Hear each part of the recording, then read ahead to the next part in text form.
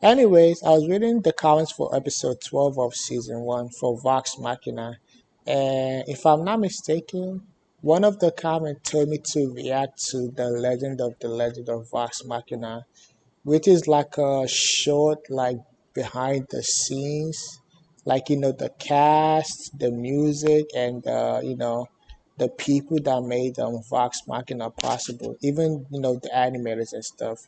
So we're gonna be watching a little behind the scenes, to feel my crave for Vox Machina as I wait for season 2 to drop. So without further ado, we're gonna hop right into the legend. The first one is called the Legend of the Story of the Legend of Vox Machina. So if I'm guessing, this should be like the where they're discussing like the storyline for Vox Machina, right? Yeah, it should be. No one has ever really tried to adapt an RPG campaign into an animated series. So we're Okay, actually okay, hold up. People, I a lot of people said because I'm like completely new to like Dungeons and Dragons and stuff. I'm guessing they have like a online video game, right? They have like an online video game. Is there a way I could like buy it? If is the game like free or do I have to like pay for it? Wait, let me even look it up. Let me see if I could find it. Is it free though? All D&D products. So we have Dark Alliance, Baldur's Gate. I'm not sure if I said that one correctly. Warriors of Waterdeep, Neverwinter, Neverwinter Nights. Oh, this one looks interesting. And then this one's called Idle Champions of the Forgotten Realms, Waters of the Waterdeep, and let's see, which one should I check out? Options. I'm gonna pick the one with the dragon. This one was released in June 26, 2018, I think. Yeah, 2018. It's on PC, Xbox, and PS4. I'm not seeing if it's free or not. Oh, it's free! No way! What? How big is it? I might give it a try. I might give this a try. Let me see how big this is. If you guys want me to play this, I could be down to like play Dungeons and Dragons for you guys. If you guys don't, just let me know. I'm gonna leave it for now. If you guys want me to try the game, I'll try and like record my reaction and stuff because I'm like brand new to like RPG games and stuff. So I don't know what I'm getting myself into. If you guys want me to check it out, please let me know in the comments. Let's go back to the video. breaking new ground. They created something that we didn't know the world. So we're actually breaking new ground.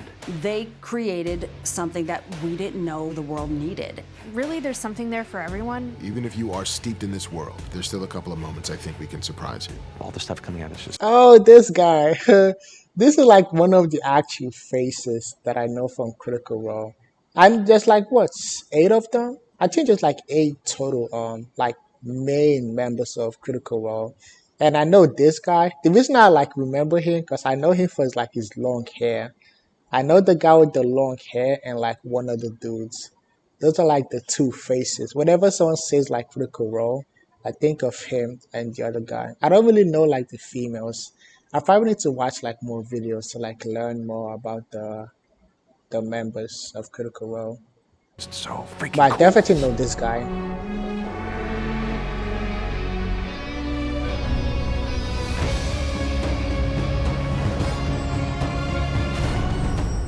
So the story of Vox Machina takes place on Taldore, which is a continent in the world of Exandria. It is an Exandria. area of smaller nations, but there is an overall sovereign.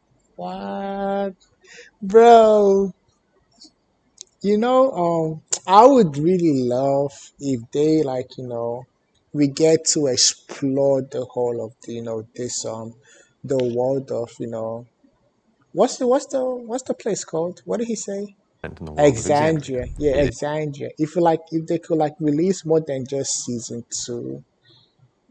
I know they have a campaign mode. In the campaign, do they like explore like the whole of Exandria?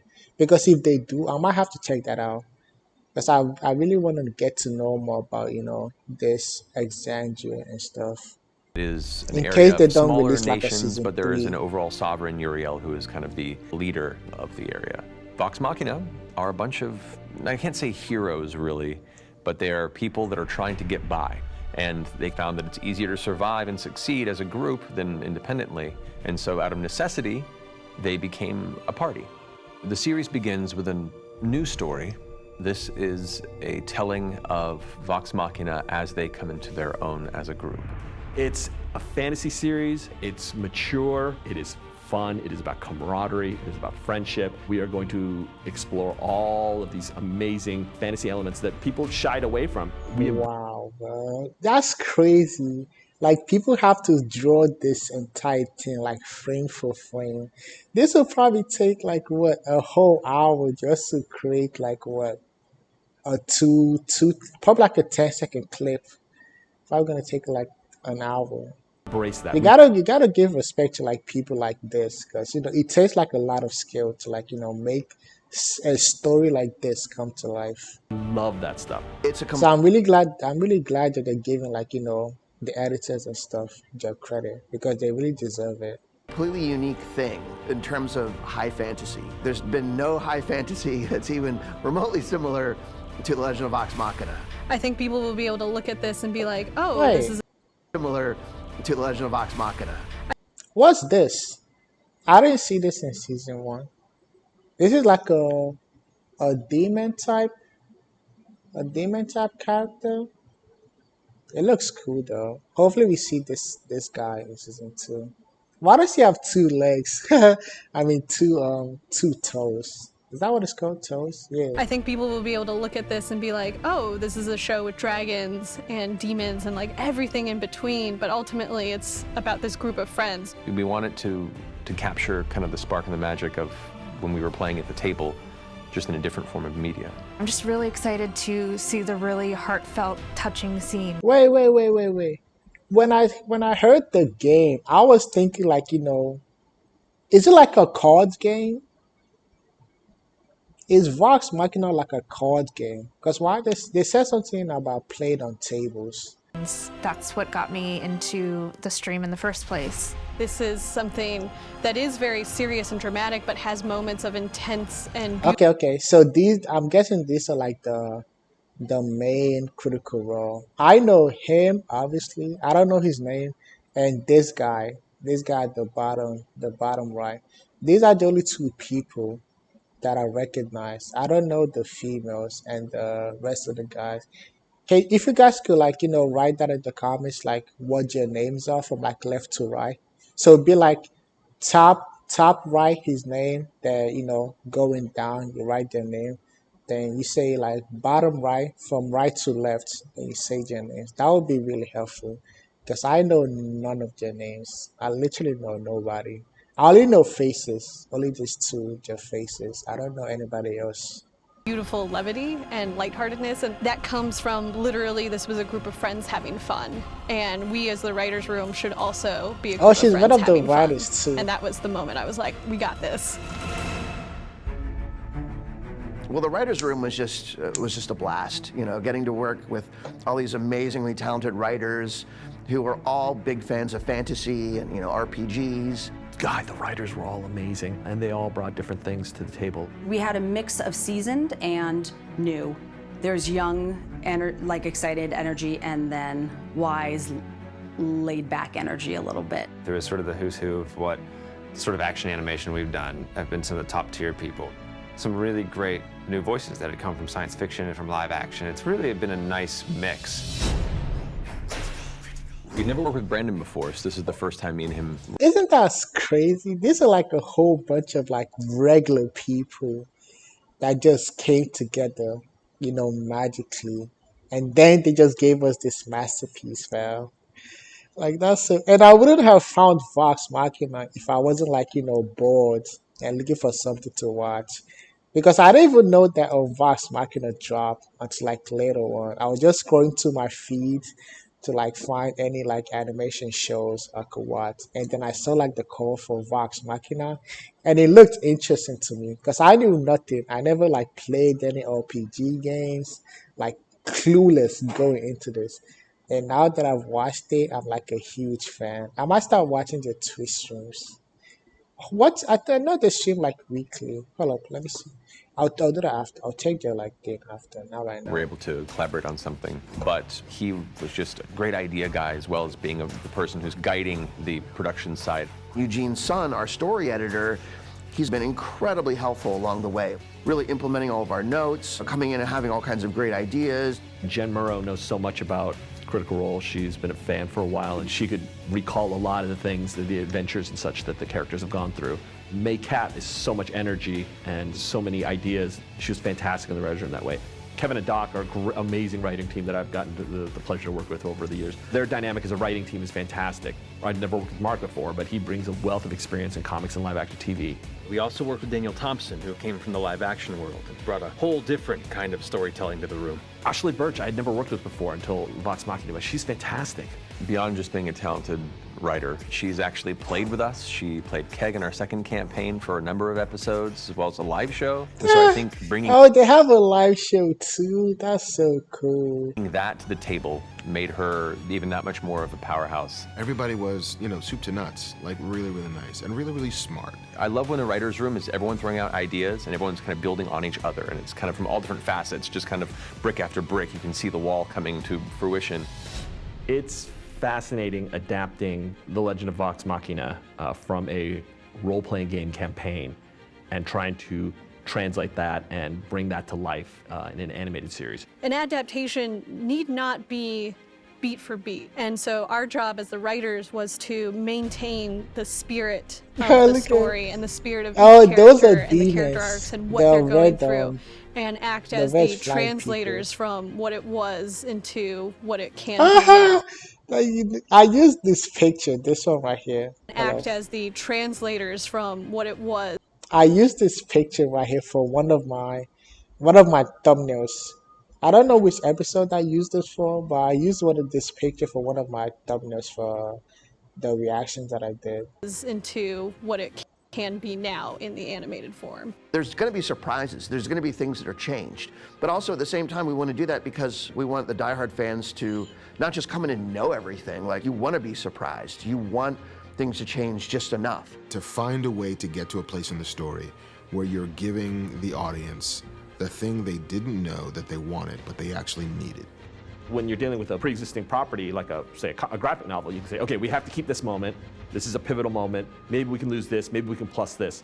When you're going with a campaign where it's hundreds of hours of material, and a lot of it is brilliant. It's like, okay, now what are the things that will translate really well to anime series? What have they not seen that we think, wow, okay, we can take this and we can really do something fantastic with it. And those are the things that really, really excite us. Whittling down source material was an undertaking that I was terrified about because Matt has such a clear vision, and I definitely didn't want to step on that. Certain ideas have to be changed or altered as part of the adaptation. It's a hard process. There's things we were like, oh my God, he'll kill us. And then he was like, no, that's fine. We're like, we were worrying for 3 days about this. Matt would always sit down and say, yeah, no, this is the way it was in the camp. Okay, so Matt is like the ringleader in a way, right? He's like the main guy for Critical Role, and then the rest of the members are like co-members in a way. Because I noticed he's like always he has like his own little corner at the top right.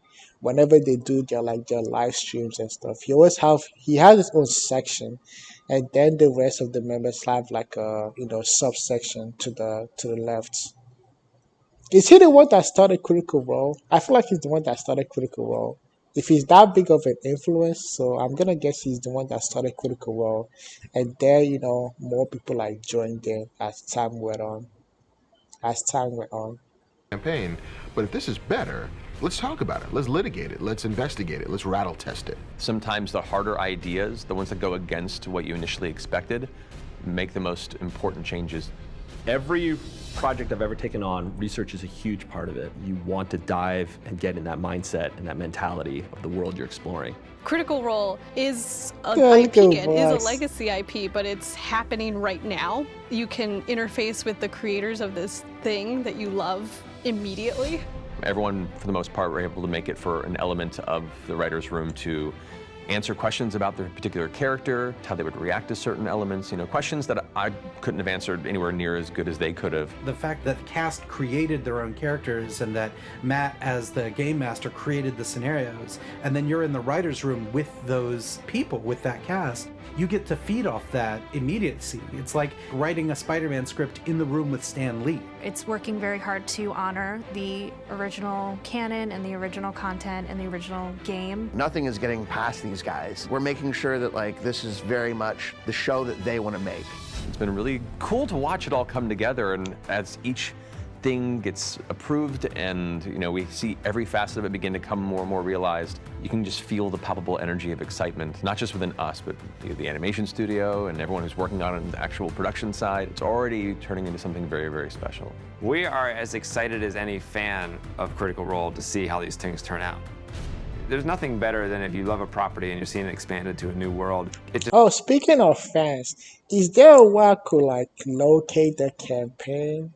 I know the campaign is gonna be super long, because based on what these guys are telling me, the campaign is so long. It's probably gonna take hours and stuff to watch the whole thing. The campaign should be on YouTube for those that aren't able to watch the live stream. If you guys know where I can find it, please let me know.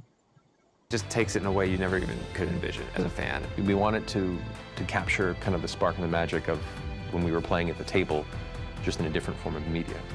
It will be like drinking a drink that you really like by a bartender you've never met before, who adds a little something and you can't quite put your finger on what it is. It's did you put nutmeg in this? I'm I'm not sure, but I love this drink. Oh, it's delicious. Give me more of this drink because I like being drunk. If you like being drunk on Critical Role, then I think you'll like what this series of bartenders have done to it. It's a series of bartenders.